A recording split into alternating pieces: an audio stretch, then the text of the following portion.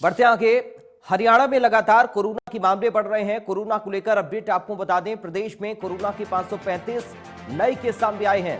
प्रदेश में कोरोना के 1998 case active हैं। गुरुग्राम में लगातार कोरोना का आंकड़ा बढ़ रहा है। गुरुग्राम में 24 घंटे की अगर हम बात करें तो यहां पर 400 से ज्यादा केस सामने आ चुके हैं। फरीदाबाद में कोरोना के 85 केस मिल चुके हैं। रोहतक में 5, पंचकुला में 3 नए मामले अब तक सामने आ चुके हैं कोरोना के। तो ये कोरोना को लेकर आपको अपडेट हम बता रहे हैं। हरियाणा में लगातार कोरोना का आंकड़ा बढ़ता जा रहा है। प्रदेश में कोरोना की 535 नए केस सामने आए हैं, तो वहीं प्रदेश में कोरोना की 1998 एक्टिव केस हो गए हैं। गुरुग्राम में सबसे ज्यादा कोरोना के मामले देखने को मिल रहे हैं। गुरुग्राम में 24 घंटे में 421 नए मामले सामने आए हैं और इस बढ़ोतरी के बाद भी कोरोना को लेकर लोग लापरवाही बरत रहे हैं, मास्क नहीं लगा रहे हैं। इसको लेकर प्रशासन भी काफी ज्यादा सतर्क हो गया है, लोगों को अवेयर किया जा रहा है इस संबंध में।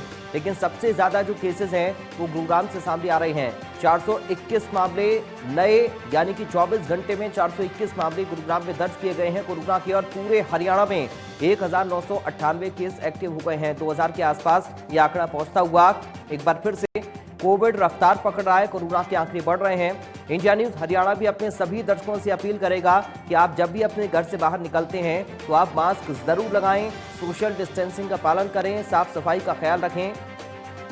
करनाल से हमारे साथ संवाददाता महेंद्र इस वक्त लाइव जुड़ गए अधिक बातचीत और जानकारी के साथ। महेंद्र, सबसे पहले अपडेट करिए, करनाल में क्या स्थिति इस वक्त कोरोना के मामलों की है और प्रशासन कैसे लोगों को अवेयर कर रहा है इसको लेकर?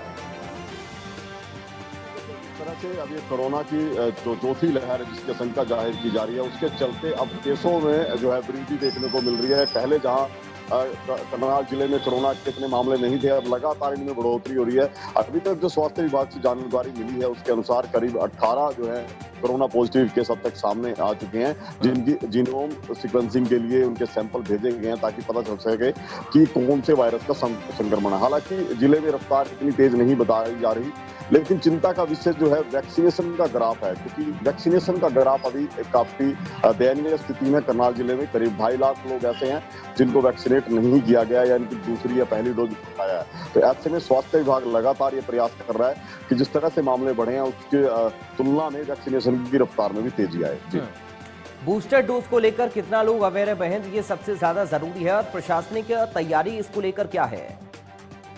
जी बिल्कुल, स्वास्थ्य विभाग की बात करें तो बूस्टर डोज को लेकर जिस तरह से प्रदेश सरकार ने निर्देश दिए हैं कि अब वो फ्री में लगेगी, उसके बाद स्वास्थ्य विभाग अपनी तैयारियों में जुटा है और जल्द ही बूस्टर डोज लगनी भी शुरू होगी। लेकिन जिस तरह से हम बात करें 12 से 15 वर्ष के आयु वर्ग के बच्चों को जिनको कोर्बेवैक्स लगनी थी, उनका आंकड़ा फिलहाल तक 30% गया, ये बेहद कम संख्या है। ऐसे में जब स्कूल खुले हैं तो बेहद चिंता का विषय हो जाता है, क्योंकि बच्चे जो है वैक्सीनेट नहीं हो रहे। इसके अलावा जो 2.5 लाख लोगों का जिनको मैं पहले जिक्र कर चुका हूँ, स्वास्थ्य विभाग के आंकड़े हैं जिनके अनुसार बड़ी संख्या है जो लोग वैक्सीनेट नहीं हो रहे या वैक्सीनेशन के लिए नहीं पहुंच रहे, उनको लेकर भी स्वास्थ्य विभाग लगातार प्रयास कर रहा है। जी, स्कूल में गाइडलाइन क्या कुछ बनाई गई है बच्चों के प्रवेश को लेकर? वैक्सीन चूंकि अब तो बच्चों के भी उपलब्ध हो रही है, तो क्या स्कूल प्रशासन इसको लेकर कर रहा है?